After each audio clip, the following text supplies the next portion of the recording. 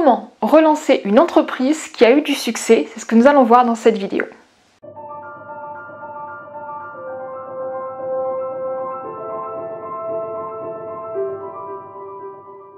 Bonjour les ambitieux du web, j'espère que vous allez bien. Aujourd'hui, on va parler d'un sujet qui est sensible et qui est pourtant réel, celui de comment relever une entreprise qui a eu du succès. Alors aujourd'hui, on va vraiment parler d'une entreprise qui a eu du succès et pas d'une entreprise qui débute. Il y a des choses qui sont similaires, mais on va faire en sorte de ne pas trop mélanger les sujets. Voilà, on va dire ça comme ça. Alors, pour vraiment illustrer les propos que je vais vous avancer, il y a une première chose qui va être absolument indispensable de comprendre, et bien c'est que tout change. Oui, je sais.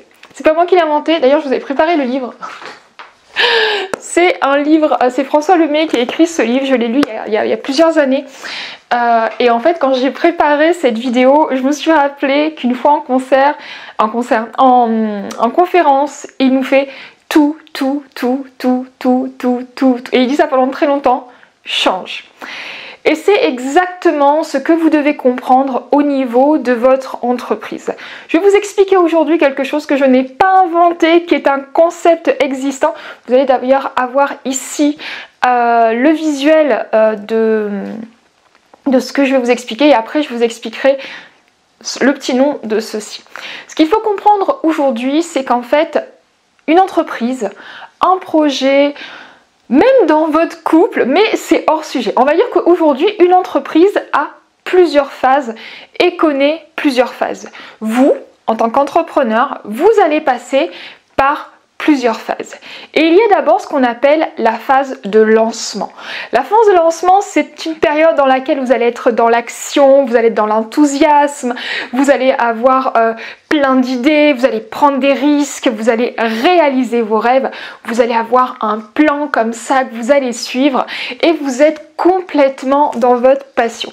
Donc c'est une phase où en fait vous vous sentez complètement héroïque, rien ne peut vous arrêter et comment vous dire, vous êtes plein d'énergie. De toute façon, c'est vraiment une phase où, quoi que vous rencontriez, vous soyez capable de le dépasser parce que justement, on est dans la phase de lancement. Donc une phase de lancement de projet, que ce soit un nouveau projet ou un projet même dans une entreprise existante, je parle bien, que ce soit un nouveau projet que vous avez lancé ou une phase de lancement peut aussi durer plusieurs mois, plusieurs années. C'est-à-dire que vous avez fait vos plans, tout se met en place, vous réussissez tout, vous faites un lancement, vous réussissez, nouveau projet, vous réussissez, tout est top. Et là, vous êtes dans une énergie de fou, vous avez plein de likes, de commentaires, vous avez des gens qui achètent, et ça, c'est euphorique. Ce qu'il faut comprendre, c'est que tout change. Ensuite, il y a ce qu'on appelle une phase, alors le mot exact c'est marasque, mais on peut également appeler ça une phase de désenchantement. Alors, ça veut tout simplement dire qu'en fait, il y a un moment, vous allez avoir du succès, et peut-être que toutes les idées que vous avez travaillées, peut-être tout ce que vous avez mis en place, eh bien, il y a des gens qui vont peut-être venir vous recopier, copier une couleur, copier une idée, copier des propos, et ça va commencer à vous agacer. Vous allez voir que des personnes qui ne faisaient pas du tout ce que vous faites vont faire pareil, et là vous allez être vraiment agacé, vous allez ressentir une période de frustration. Vous avez toujours de l'énergie, vous êtes toujours vraiment dans cette avancée, ce désir de continuer, de faire évoluer ce projet qui vous tient à cœur, mais il y a des moments où vous êtes déçu, vous êtes vraiment grognon, pourtant vous résistez, vous continuez à faire vos vidéos, vos posts, à être présent, à faire vos coachings, vos accompagnements, vos formations, mais il y a des moments où vous en avez marre. Vous regardez quelqu'un qui, par exemple, je sais pas, vous êtes coach, vous voyez une coach, vous êtes dans le coach de... Je cherche des exemples, j'ai pas prévu de citer des exemples. Imaginons que vous soyez dans le féminin sacré. Voilà, vous avez créé un programme sur le féminin sacré, vous avez tout fait au top, vous avez fait un univers qui vous correspond, etc. Et puis, vous voyez 2-3 coachs qui à la base ne sont pas du tout dans le féminin sacré et qui commencent à faire la même chose, le même style de photo que vous. Et là, ça énerve. Mais vous vous dites, c'est pas grave, j'ai de l'avance. Mais petit à petit, eh bien, ça va vraiment... La partie déception va augmenter. La partie trahison, vous allez... Des personnes que vous connaissez vont commencer à vouloir faire la même chose que vous, etc. Et en fait, vous allez vraiment être... vraiment sentir une fracture. Une fracture avec le avant, où vous vous sentez vraiment léger. Rien ne peut vous arrêter. Et puis là, vous avez des moments où vous avez du mal à vous mettre en action.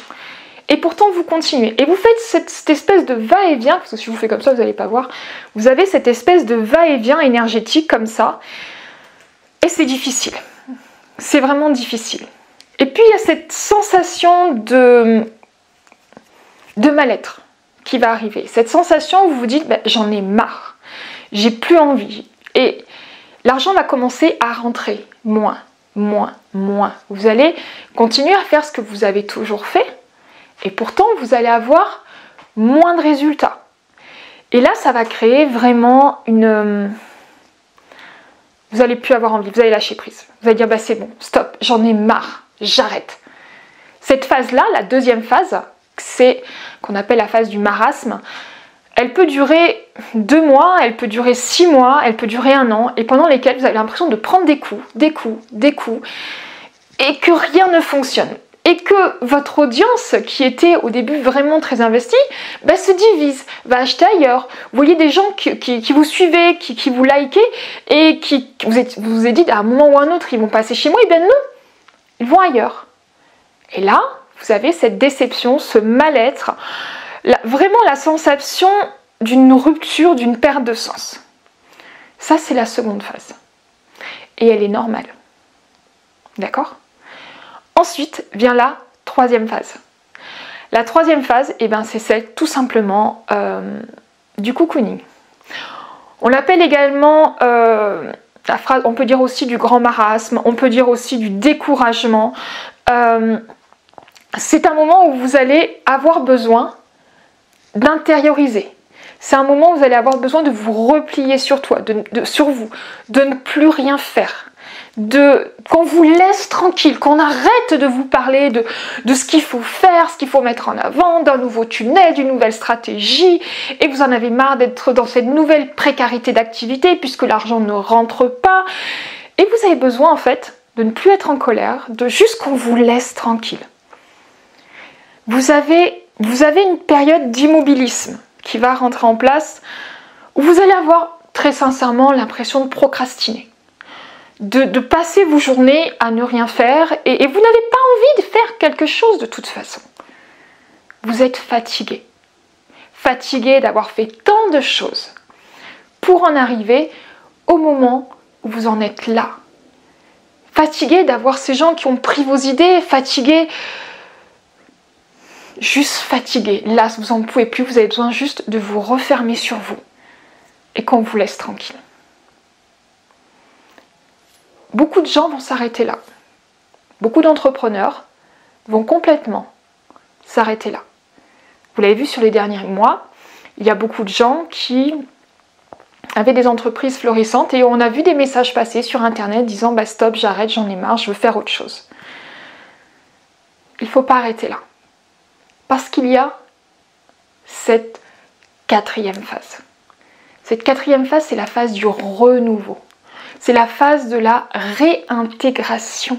C'est la phase où vous allez retrouver cette passion. Vous allez retrouver cette passion en votre produit, cette passion en vous. Vous allez aller chercher des informations, tenter des expériences, explorer des nouveaux domaines. Et vous allez vous introvertir, vous allez réfléchir en disant voilà, j'ai testé ça, je pourrais tester ça. Et vous allez avoir une espèce de sensation de sérénité. Parce que vous êtes à nouveau dans l'action.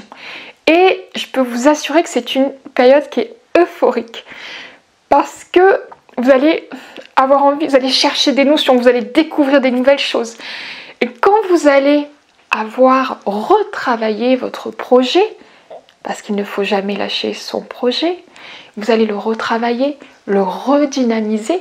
Vous vous rappelez que c'est vous qui êtes à la base le créateur de cette superbe idée, de ce super programme, qu'il y a des gens qui comptent sur vous. que vous êtes capable d'aider beaucoup de gens parce que votre projet est fantastique. Votre idée, ce que vous faites est fantastique. Les gens ont besoin de vous parce que vous êtes authentique, parce que vous êtes droit et parce que c'est votre passion. Et dans cette phase de renouveau, eh bien, vous allez ensuite doucement glisser vers une phase de lancement. Et vous allez relancer quelque chose, relancer votre projet avec plus de choses, plus d'exercices, plus de vous peut-être. Et là, vous allez repartir dans une phase extraordinaire. Et ce qu'il faut comprendre en fait, c'est que ces 4 phases, en fonction des personnes qui en parlent, on parle aussi des 4 saisons. La phase 1, c'est l'été, tout va bien. La phase 2, c'est l'automne. Oula, on fait attention. La phase 3, c'est celle où l'arbre n'a plus de feuilles. On est dans la récession, le cocooning. Et en fait, après, il y a la phase 4, celle du printemps, où les petits bourgeons arrivent, on entend les oiseaux, tout devient vert. Moi, j'adore le printemps quand tout devient vert. Il faut vraiment comprendre que ces 4 phases sont normales. Ce qu'il faut comprendre, c'est que quoi qu'il arrive, quoi qu'il se passe, vous ne devez pas renoncer. Alors là, je vous ai fait ce petit diagramme que vous avez juste à côté là. Et j'ai voulu vous partager un autre visuel. Celui-là, c'est pas moi qui l'ai fait. Je vous mettrai dans la description où est-ce que j'ai pris ce visuel parce que il est. Alors, juste avant, sachez que c'est ce qu'on appelle le cycle d'Hudson. Donc, ce que je vous ai parlé là, c'est tout simplement le cycle d'Hudson. Ce n'est pas moi qui l'ai inventé, c'est quelque chose qui a été scientifiquement prouvé. Rappelez-vous tout le temps que tout change. Donc maintenant, je vais vous partager un autre cercle, un autre cycle qui est basé sur le cycle d'Hudson. Je voulais recopier, je pensais que c'était plus simple plutôt que d'essayer de le refaire parce que je le trouve vraiment ultra précis. Alors, dans un premier temps, bien, vous avez la phase d'un nouveau projet. Donc vous allez définir un projet, c'est la phase 1. Et ensuite, vous allez passer à la phase 2. Vous allez mettre en place ce projet et vous allez le lancer. Et là, comme je l'ai dit tout à l'heure, vous êtes dans la phase 1, c'est génial, c'est top, tout fonctionne. Vous vous réalisez et vous rentabilisez ce projet parce qu'on n'est pas des associations loi 1901, on est des entrepreneurs et on est là quand même pour gagner de l'argent. Tout en étant éthique et authentique, mais pour gagner de l'argent quand même. Et donc là, vous avez passé les 3 premières phrases. Définir le projet, mettre en place le projet et bien sûr réaliser et rentabiliser le projet, tout va bien. Mais arrive le problème de la rupture. Une phrase, une trahison, des gens qui vous envoient des petits pics et hop, il y a une rupture. Là, ça va moins bien et donc vous avez besoin de vous replier sur vous-même et de faire ce qu'on appelle un deuil psychologique. Un deuil psychologique, je pense que vous savez ce que c'est pour la plupart parce que 80% des personnes qui me suivent font du développement personnel, donc je présume que oui. En fait, un deuil psychologique, c'est accepter la perte ou l'échec de quelque chose. Ensuite, il va y avoir la période de bilan. Ok, il s'est passé ça, pourquoi? Ça. Ok. Donc ensuite, on va refocaliser sur ses croyances et ses valeurs. On va réidentifier sa mission et sa vision. La phase 7, pourquoi je fais ça? Ok, qu'est-ce que j'aime? Est-ce que ça m'apporte vraiment? Est-ce que c'est ce que je veux faire? Comment je pourrais apporter plus de contenu? Et là, on rentre dans la phase 8, la maturation. Ok, je pourrais rajouter ça, ça c'est une bonne idée, oui ça c'est bien, je mets ça. Et à partir du moment où on est dans cette maturation qui est vraiment alignée avec notre identité, notre mission, nos valeurs, nos croyances, eh bien on va avoir un déblocage. Je vous fais juste une petite aparté, ce que je viens de vous dire là c'est le personal branding. Tout ce qui est croyances, valeurs, mission, etc. c'est le personal branding. C'est pour ça que je vous dis tout le temps qu'on commence toujours un projet par le personal branding et les personnes qui viennent me voir à un moment dans leur projet et ils viennent me voir parce que ça ne va plus et donc on retravaille le personal branding. Nota bene, fini. Donc on passe à cette période de maturation et ensuite forcément on est débloqué parce qu'on se dit mais oui, j'ai trouvé, je sais pourquoi ça n'a pas marché. Je le sais parce que c'est vous l'expert après tout, c'est vous le meilleur dans votre domaine. Moi je ne suis pas expert dans votre domaine. Vous êtes la seule personne qui aujourd'hui est capable de dire ça c'est bien, ça c'est pas bien, je vais faire ça ou je vais pas faire ça pour pouvoir aider mes prospects, mes clients. C'est pas à moi de le faire, c'est à vous. C'est vous l'expert. Quand vous avez justement eu cette phase de déblocage, revient en fait le plaisir de la réalisation. Et là, on va explorer et réinventer le futur. Donc, ok, je vais rajouter ça, je vais rajouter ça, je vais rajouter ça. Quel coach fait ceci? Quel coach fait cela? Qu'est-ce que je pourrais prendre? Comment je pourrais l'adapter à ma personnalité, à mon client? Et là, on repasse, après la phase 10, on repasse en phase 1. Tout simplement. Et là, plus vous allez prendre l'habitude de ce cycle, que forcément tout projet a 4 saisons, 4 phases à votre convenance, et plus vous allez être sûr que ça va redémarrer, plus vous allez tout simplement accepter de se dire ok, oups là je suis en acide lactique. L'acide lactique c'est l'acide que provoque le corps quand vous n'êtes pas bien, donc ça s'appelle l'acide lactique. Vous allez provoquer donc de la contrariété, etc. Et à un moment, vous allez faire stop. Vous dire tout simplement, stop, en fait j'arrête, je fais plus rien. Et c'est ok. Complètement ok. Et là, dans ce cas-là, vous allez pouvoir ensuite vous retrouver. Vous avez les 4 phases de la Lune, vous avez les 4 saisons, vous avez tout par 4. Pas tout, mais en tout cas les 4 saisons et les 4 périodes de la Lune, c'est des choses que j'aime beaucoup. J'adore vivre avec les saisons et avec la Lune. Et juste accepter qu'il y a des phases qui sont moins bien. Surtout, dans ces périodes-là, ne perdez pas votre objectif. Surtout, n'arrêtez pas tout à la phase 3. Ne restez pas en mode cocooning. Et c'est la période aussi le fameux, quand on est dans le marasme et quand on est en mode cocooning, c'est une période où on descend en énergie. On est moins bien. C'est la période aussi où on se dit, je vais retrouver un travail de salarié. Quand vous repassez dans le phase 4, phase 3, phase 4, c'est la période où vous montez en énergie. Et c'est ce qui fait qu'à ce moment-là, vous allez connecter avec des futurs clients. Les clients, ils veulent un coach, un formateur, un accompagnant qui soit motivant, qui soit avec vous, qui soit devant, qui vous dise « Viens, je connais la route, viens !» Donc, attendez de retrouver cette énergie. Et si aujourd'hui vous êtes dans une période où vous avez l'impression que ça ne va pas, que vous êtes en récession, en marasme, ou peut-être même déjà en cocooning, à regarder des séries Netflix toute la journée, et bien dans ce cas-là, cherchez des solutions. Commencez à regarder 1, 2, 3, 4 solutions. Ça peut être une très bonne idée. D'ailleurs, en parlant de solutions, incessamment sous peu, je vais sortir une grosse vidéo tuto qui va être 7 façons de gagner, de lancer un produit en ligne et de le développer. Donc n'hésitez pas à aller regarder le lien qui est sous la vidéo et comme ça vous allez pouvoir trouver peut-être une solution à votre problématique. J'espère que cette vidéo vous a plu et vous a aidé. Moi je vous souhaite une excellente fin de journée. La prochaine vidéo sera sur ce livre-là.